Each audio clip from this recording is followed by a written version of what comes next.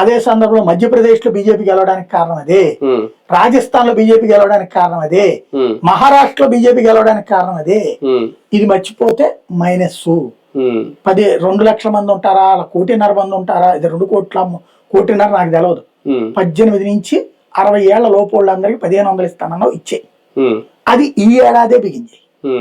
నువ్వు చివరి ఏడాది బిగిన్ చేస్తే నీకు చివరి ఏ మిగులుతాయి.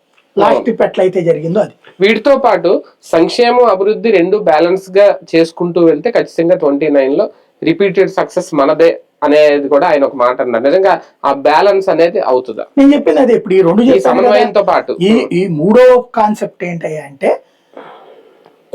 ఏది గొడవలు అరాచకాలు జరగకుండా చూసుకోవాలి. పబ్లిక్ లో లా అండ్ ఆర్డర్ ప్రాబ్లం వీళ్ళు క్రియేట్ చేస్తున్నది. అహంకారపూరిత ప్రవర్తిస్తున్న నాయకులు బాధ్యతాయుతంగా ప్రవర్తించాలి. లైక్య స్వచ్ఛంద సంస్థ కార్యకర్త తిరుమలలో ఏం చేస్తాడు, అమ్మా జరగండి, గోవిందా జరగమ్మ, గోవిందా జరగమ్మ, గోవిందా భోజనం కావాలా ఇట్లా అంటాడు. అంతేగాని ఎరా నీకేంటి బలిపెక్కిందని అండు. ఈ సంస్కారం నేర్పాలి. నోరు కానీ చెయ్యి కానీ చేసుకునేవాడిని అవసరమైతే సస్పెండ్ చేసి చూపించాలి. కంటిన్యూగా పార్టీ ఆ విషయంలో ముగ్గురు కూడా 2 పార్టీల్లో ఎక్కువ ఉంది అది కంట్రోల్ చేయాలి వ్యవస్థీకృతంగా.